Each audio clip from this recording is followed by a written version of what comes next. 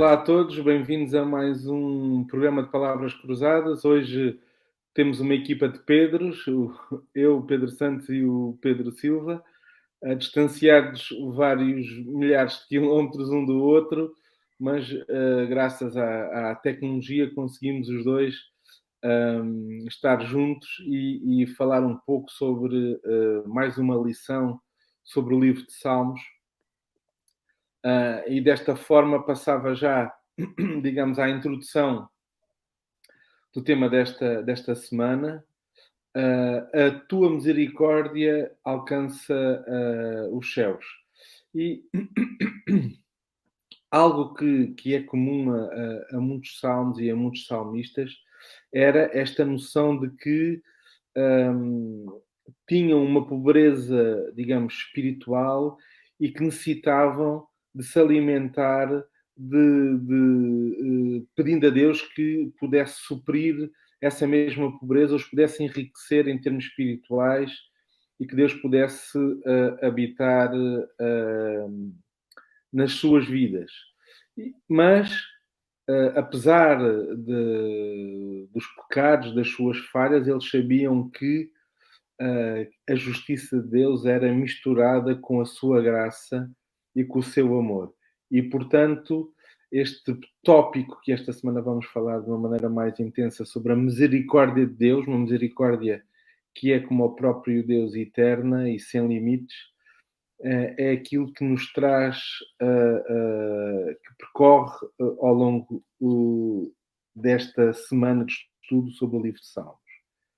O povo de Deus sente conforto no facto de que Deus é fiel ao seu concerto. E uma parte importante do seu concerto é esta misericórdia. O que é que tu achas, Pedro? A misericórdia de Deus dura para sempre ou não?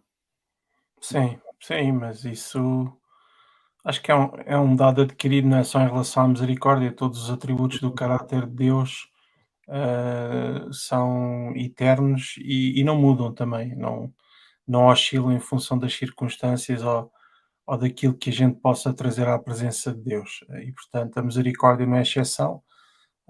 Quando falamos da misericórdia, falamos obviamente do amor de Deus também, bem como a sua justiça também. Portanto, tudo aquilo que é o caráter de Deus são atributos eternos, portanto, e são atributos também estáveis, constantes. É a palavra que eu estava à procura, constantes, sim. É engraçado que a lição desta semana está dividida mais ou menos em duas partes.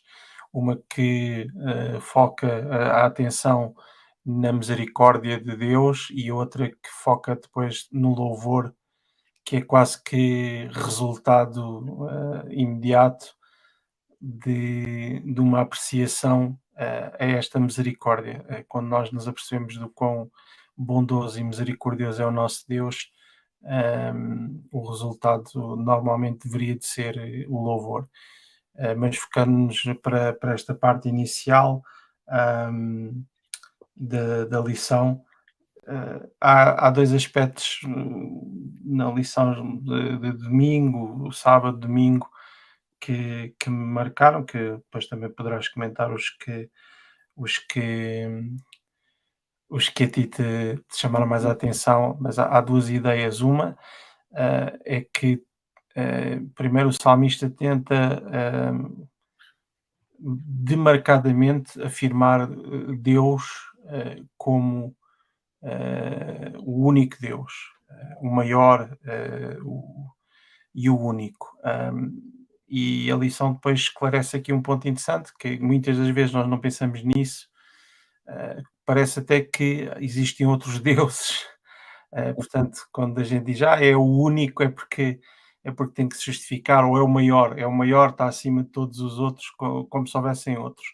E aqui a ideia do salmista não é essa, é precisamente mostrar que Deus criou tudo, e tudo o que possamos vir a adorar está abaixo dele. Neste caso específico, podemos dar o exemplo dos astros, as estrelas, o sol, a lua, que eram adorados por alguns povos, e tudo que é criado por ele os ídolos depois que são feitos também por nós, que somos criação sua, e portanto essa é uma ideia que é importante percebermos porque é que ele é merecedor desta nossa atenção do nosso louvor, que depois mais à frente se vai falar. E depois no Salmo 136, há ali 2 versos, o 23 e o 25, de 23 a 25, que explicam também que a misericórdia é universal. Ou seja, não estamos a falar, estando o Davi, obviamente, como rei do povo de Israel, preocupado com a situação dele e depois também do povo, é de uma clarividência. Eu acho que quando nós lemos, há muita coisa que passa ao lado dos Salmos. Vemos os Salmos é um bocadinho tipo aquele Greatest Hits, o álbum que toda a gente gosta de ouvir na Bíblia, digamos assim, porque é tão bonito, porque é tão poético, e às vezes passam-nos ao lado certos detalhes que são extraordinários. Para mim, a importância que Davi dá ao Espírito Santo, estando a falar do Velho Testamento, quase já lá na origem, digamos assim, do povo de Israel, estruturado como um povo e como um reino, estar a falar do Espírito Santo, que depois só é mais elaborada essa ideia no Novo Testamento, é fascinante. E há muitos conceitos também, o facto de ele ser circuncisado e ser judeu e ser o rei do povo de Israel e não sei o quê, e já estar a ver mais à frente que esta misericórdia é universal, é algo maravilhoso. Acho que só mesmo inspirado por Deus é que ele poderia ter escrito estes salmos. É interessante que Davi tinha esta noção muito bem patente na sua vida, e vemos isto em diferentes salmos, de que, apesar de ser um Deus magnífico, de ser um Deus criador do universo, um Deus todo-poderoso, eterno e por aí fora, uma das maneiras que, digamos, Davi descreve mais intensamente Deus é ser amor e estar próximo e ser alguém com quem tu podes abrir o coração, ser honesto, ser verdadeiro, expressares aquilo que sentes.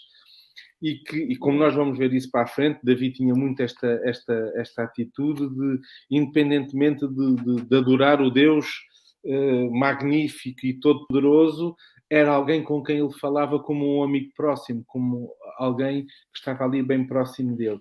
Eu também gostei muito dessa visão ou dessa perspectiva de que esta misericórdia não é exclusiva de um povo, de um movimento ou de uma religião ou de o que quer que seja. É uma misericórdia que é eterna e que é para todos, é universal, neste sentido de que qualquer ser humano que quiser aceitar esta misericórdia, ela está disponível para ele. E isso, digamos que é, até para Davi, naquela altura, um pensamento muito revolucionário, não é? Porque o povo de Deus era um povo escolhido, era um povo eleito, era um povo que tinha sido separado por Deus para uma missão específica, que embora eu acho que muitas vezes, ou na grande maioria do tempo, o povo não conseguiu perceber qual é que era efetivamente a sua missão, mas esta noção de que é para todos, para toda a criação, a misericórdia de Deus, eu acho que foi algo que é revolucionário hoje em dia, digamos assim, mas naquela altura também seria revolucionário com esta afirmação de Davi. Também achei interessante se nós, quando olhamos para Deus, este Deus todo-poderoso, este Deus eterno, este Deus omnipotente, omnipresente, muito fora daquilo que é, digamos, os nossos limites, quando nós olhamos para a cruz, este Deus torna-se muito próximo, muito presente, muito palpável, digamos assim, muito revelado a nós. E quando nós olhamos através desta lente da cruz para este Deus Criador, não fica um Deus distante, não é? Não fica um Deus julgador, um Deus punidor, digamos assim, é um Deus eterno, mas longe, algures no espaço. Não, é alguém que está bem perto de nós e que se entregou por nós. Não sei se Pedro, se para além da sua misericórdia, o seu amor também é para sempre, não é? É aquilo que eu tinha dito, Exatamente. todos os atributos do caráter divinos são para sempre e, e quando, inclusive, somos desafiados a ser perfeitos, como o nosso Pai do céu é, precisamente são esses atributos que nós temos que cultivar em nós. Não estamos a falar da ausência de pecado, mas sim de cultivarmos um sentido de justiça, de misericórdia e de amor que seja divino, porque nós fomos criados à sua imagem e semelhança e, portanto, esse deve ser o objetivo de qualquer cristão, viver à altura dessa semelhança que Deus, com que Deus nos criou. E a misericórdia divina tem a ver com a capacidade de perdoar, e aqui já estou a entrar se calhar um bocadinho também no espaço de segunda e terça-feira, ou seja, nesses 2 dias há uma ideia que me sai também dos salmos que são estudados, que é a de que o perdão resulta única e exclusivamente do caráter divino, portanto, daquilo que Deus é, e não daquilo que eu possa trazer à sua presença, ou de algum mérito meu, ou, aliás, a própria lição fala também disso, que Deus não se alegra com sacrifícios, e dá-nos outros versos, além de Salmos, que fala sobre isso, mas que seja com gratidão e com louvor honesto. E, portanto, essa ideia de que o perdão resulta única e exclusivamente destes atributos divinos, é, é algo que nos deveria de levar a refletir, porque por 2 motivos. Porque muitas das vezes não vimos a presença de Deus, porque não sentimos que fizemos o suficiente para vir à presença dele, e isto liga com a questão de: "Ai, tenho que fazer coisas, para vir à presença dele, para solicitar a sua graça", digamos assim. Ou então, julgamos que não necessitamos dessa graça porque fizemos o suficiente e também não vimos a presença dele. E é neste binómio que Satanás trabalha, quando, aliás, o rei Davi, na lição de segunda-feira, ele, digamos que é aquela parte em que ele bate no fundo, chora baba e ranho pelos crimes de sangue que cometeu e vê que é absolutamente impossível obter-se perdão para aquilo que ele fez, a não ser pelo amor de Deus. E portanto, e é o próprio Deus que depois vai dizer que o rei Davi é um homem com um coração semelhante a ele próprio, que é aquilo que eu estava a referir, à imagem e semelhança, porque entendia esta necessidade absoluta e percebia que o perdão era resultado apenas da maravilhosa graça de Deus, da maravilhosa misericórdia, e não de alguma coisa que pudesse ser feita. Há outra ideia que eu gostava que tu comentasses, que me marcou neste espaço da lição de segunda, terça e um bocadinho, se calhar até quarta, que é o perdão não é apenas a justificação do pecado. Ou seja, há muito aquela ideia, nós às vezes também estudamos, e que as vestes que Jesus dá nos cobrem perante o pecador que nós somos, e fica um bocado a ideia de que o perdão tapa o pecado, quando na verdade não é isso. E outra vez, quando um tema que depois é aprofundado mais à frente por Paulo no Novo Testamento, aqui já o Davi falava, é maravilhoso, porque a forma como o Davi escreve mostra que o perdão não é algo que vem cobrir o pecado, mas é algo que vem revelar uma nova criatura. Ou seja, a partir do momento em que tu estás perdoado, não estás apenas justificado, tu passaste a ser algo novo, uma coisa nova que já não é esse pecador.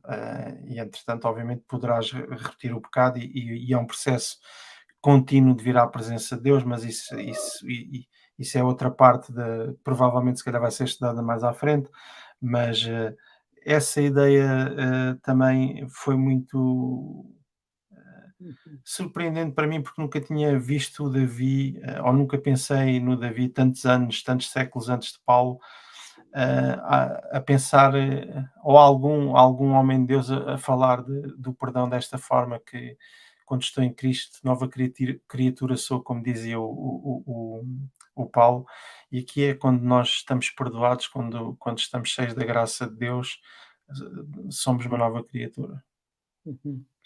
Eu confesso que este Salmo 51 é provavelmente das partes da Bíblia que eu mais leio, ou que eu mais li ao longo da minha vida, porque eu gosto especialmente do livro de 1 de Samuel e 2 de Samuel, enquanto a história do rei Davi, esta fase do povo de Israel, o rei Saul, o rei Davi e por aí fora. Olhar para Davi, de quem Deus diz que tinha um coração como à semelhança de Deus, e que é um homem que comete tantos erros, mas que ao ler o Salmo 51 nós percebemos perfeitamente porque é que ele tem este coração que Deus preza. Porque ele descreve que contra ti, Deus, contra ti somente pequei. Portanto, ele sente que aquele ato, para além de ter consequências nas pessoas que estavam à sua volta, foi algo que magoou Deus. E era isto que faz ele suplicar também e ficar triste. E para a segunda parte aqui do perdão, também penso que tem a ver com isto.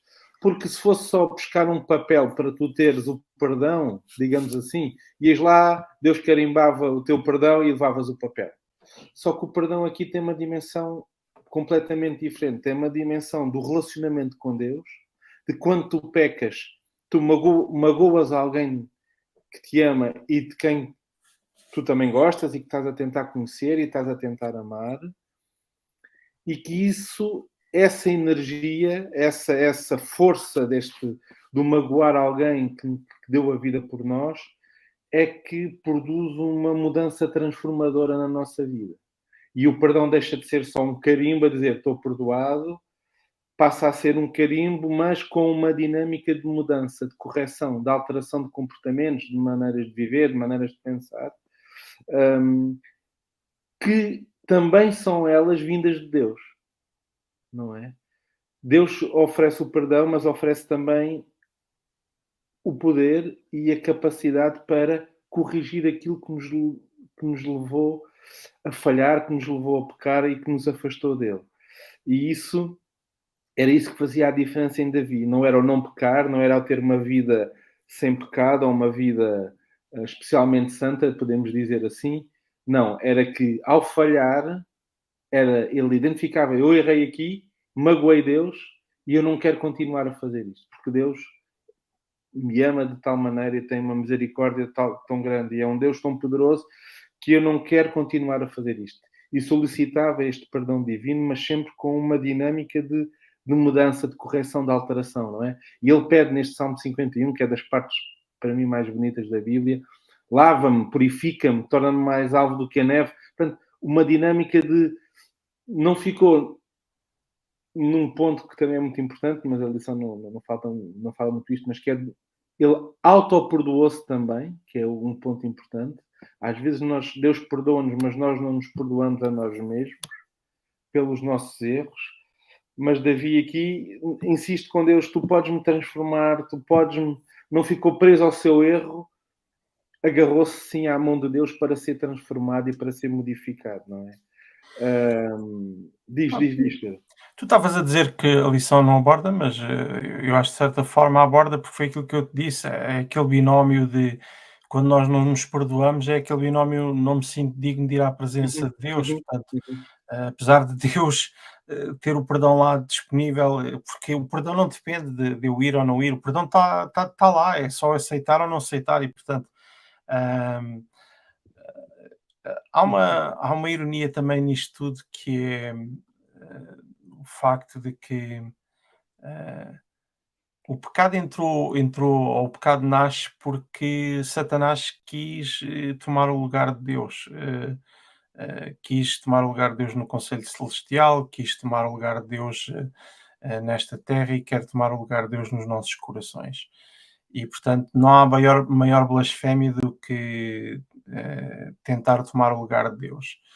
E nós sabemos que o juízo pertence única e exclusivamente a Deus. Isto está desde o Velho ao Novo Testamento mais que escrito, e passamos a vida a julgar-nos a nós próprios e a julgar-nos uns aos outros, e a fazer medições de espiritualidade com base em critérios pessoais que, que em nada ajudam a chegarmos a esse sentimento que tu estavas a referir, que quando tu disseste que é dos que lês mais, eu fiquei um bocado emocionado porque tenho pena de não ler mais. E ainda bem que esta lição foi o Salmo 51, vinha lá porque me lembrou de me fez sentir um bocadinho aquilo que o Davi sente nesse salmo, e espero que todas as pessoas que estudaram ou que tenham a oportunidade de estudar, que o leiam com calma e que sintam quão maravilhosa é a graça de Jesus Cristo, e quão restauradora pode ser também essa misericórdia de Deus. Eu gostava ainda de referir um ponto aqui antes de passar para a parte do louvor, que é, onde é que está aqui a minha nota? Há uma altura ali no final, não sei se é, eu acho que é a lição de quarta-feira no final, que diz o bem-estar do indivíduo é inseparável do povo, porque há ali uma altura em que Davi depois ora não só por ele, mas também pelo povo de Israel. E, e isto é uma nota que é importante para mim também fazê-la aqui, porque nós, como povo, deveríamos de orar uns pelos outros, e deveríamos de pensar que, ou pelo menos demonstrar para os nossos irmãos e para as pessoas que estão na nossa vida, o quão bom é sermos amados por Deus assim. O que é que, de que forma é que o amor de Deus me impacta, e de que forma é que eu deixo as pessoas à minha volta verem isso? Será que eu vivo em paz? Porque a lição fala também na esperar no Senhor, e da diferença entre aguardar, estar à espera de alguma coisa, ou estarmos firmes numa certeza de que a palavra de Deus não falha. E, portanto, estas coisas todas, de que forma é que nós somos uma, um- uma mais-valia para o povo, ou tal como Davi procurou também orar pelos outros.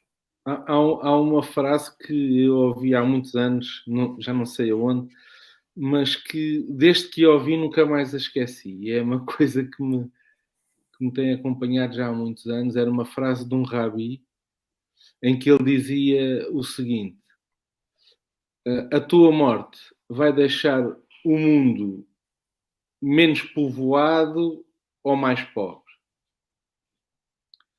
O que é que ele queria dizer com isto? Quando a tua vida, tu és uma bênção para aqueles que estão à tua volta. E quando tu adormeceres e não estiveres presente, o mundo vai sentir-se mais pobre, ou vai ser apenas menos uma pessoa, menos um número, que não será, digamos, muito sentido a sua falta.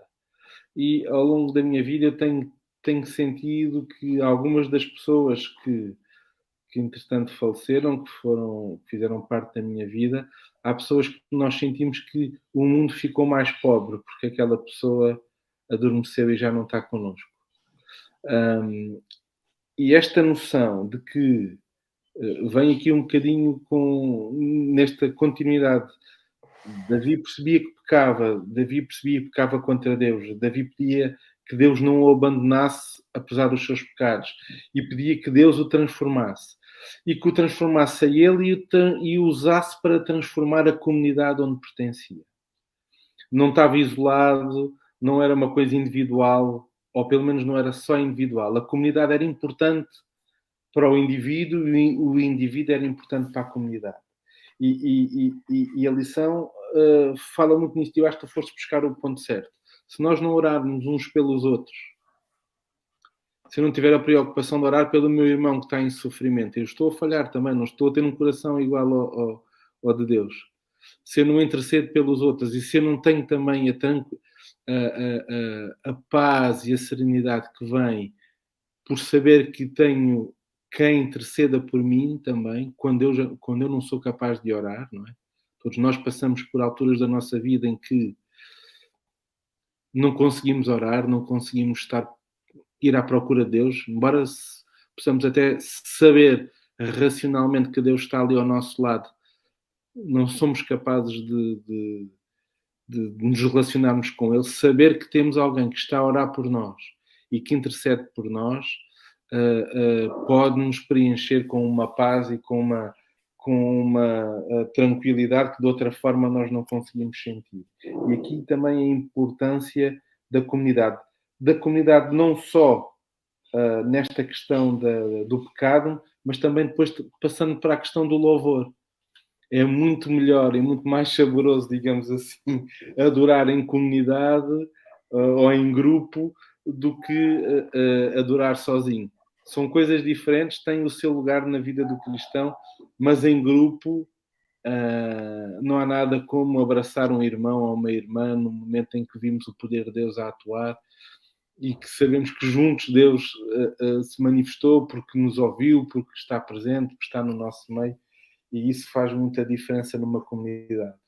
Saber que Sim, alguém ora por nós.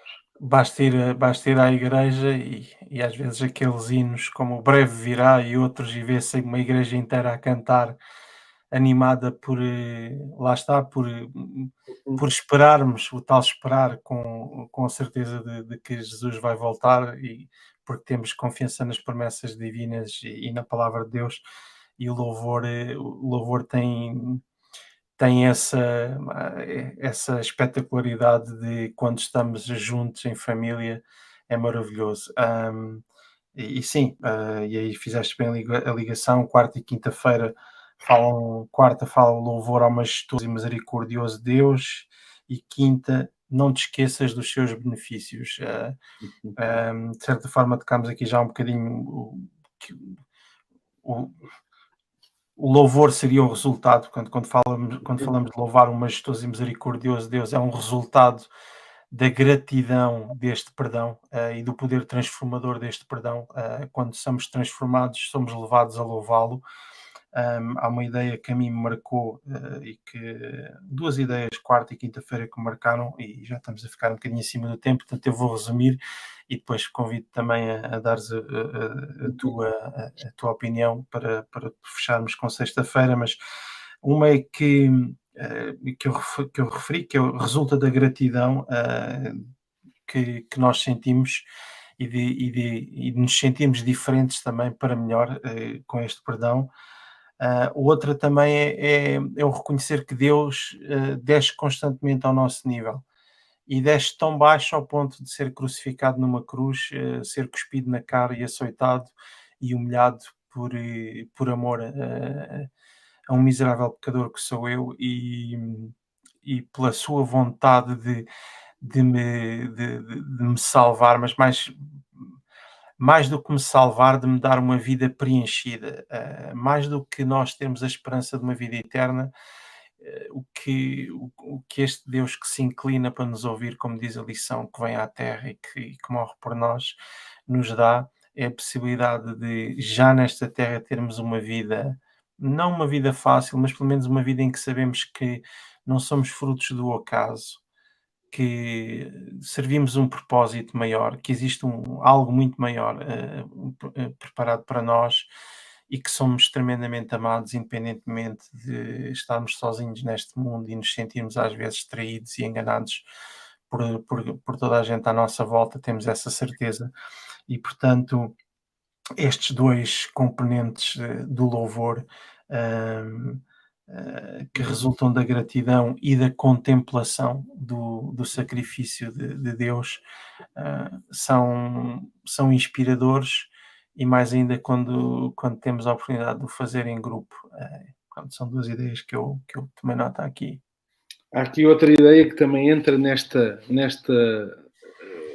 raciocínio, que é esta questão do lembrar ou do recordar, não é? Isto muitas vezes é muito importante fazer em comunidade, não só individualmente, mas também em comunidade. Nós lembrarmos que Deus nos tem guiado como povo, como movimento, como seus filhos, nos tem guiado nas decisões, na organização da igreja, nos diferentes ministérios da saúde, educacional e por aí fora.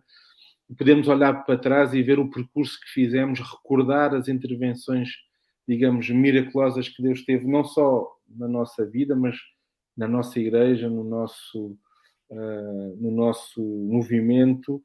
É de facto algo que nos faz também brotar um louvor. A primeira vez na minha vida que eu senti isto foi na primeira vez que participei numa escola cristã de férias, em que íamos organizar para crianças da rua, da rua no sentido que não eram crianças da igreja, a maioria, e nós não tínhamos dinheiro para fazer tudo o que queríamos. Havia uma verba, a verba não era suficiente, e nós decidimos avançar à mesma e orar para que Deus nos conseguisse de alguma maneira ajudar a fazer aquilo que tínhamos planeado. Eu era adolescente nesta altura e não sabia bem, mas a fé era... Bom, avançamos. O que é certo é que quando chegámos ao fim daquelas 2 semanas de escola cristã de férias, tínhamos mais dinheiro do que o que tínhamos quando começámos, e fizemos tudo e ainda fizemos mais coisas, porque tivemos que dar lanche a algumas crianças que vinham sem comer, e portanto nós tivemos ainda mais despesas do que aquelas que estavam planeadas, e quando chegámos ao fim, sem saber como, não nos apercebemos como, o que é que aconteceu, mas o nosso fundo ainda estava num valor mais elevado do que aquele que tínhamos no início. E digamos que eu pude aí ver que para Deus não há impossíveis, não há limites quando nós nos entregamos e quando nós nos pomos na sua mão para Ele atuar. Não. E sempre que existe algum projeto, alguma coisa em que nós ficamos um bocadinho preocupados com esta questão do dinheiro, eu recordo-me sempre deste episódio. O dinheiro ou estas dificuldades económicas ou monetárias não serão um problema para Deus. Isto não é um problema. E se for do plano de Deus, Ele vai conseguir, Ele vai fazer com que este projeto avance e com que nós consigamos fazer estas coisas. Recordar, a lição tem esta frase, é um aspecto crucial no relacionamento entre Deus e o seu povo.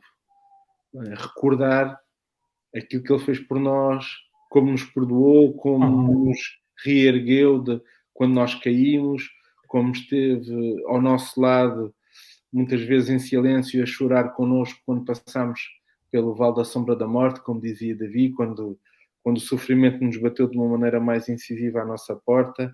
Olhando para trás, nós conseguimos perceber que este Deus amoroso está sempre aqui, não é? O Deus eterno, o Deus criador, mas ao mesmo tempo é o Deus que está sentado ao meu lado no meu quarto, quando eu estou a orar com a porta fechada e choro porque o sofrimento está a intensificar-se, e Deus está ali ao meu lado também de joelhos e chora comigo e consola-me, prometendo que no futuro, e o plano dele era diferente, e que no futuro nós vamos retomar esse plano inicial de uma vida plena, sem sofrimento, sem dor, plenamente desenvolvida, graças à misericórdia e ao amor de Deus. Não sei se queres deixar aqui um pensamento para terminar, Pedro, e encerrar. Sim, apenas rápido, 2 ideias com que terminamos sexta-feira. Uma é um parágrafo que diz: pensar Deus e falar nele ainda não é louvá-lo. O louvor começa quando a pessoa reconhece a sua majestade. Uhum. Portanto, acho que isto é muito importante. Parece muito simples, mas eu convidava quem nos está a ver a refletir um bocadinho nisto.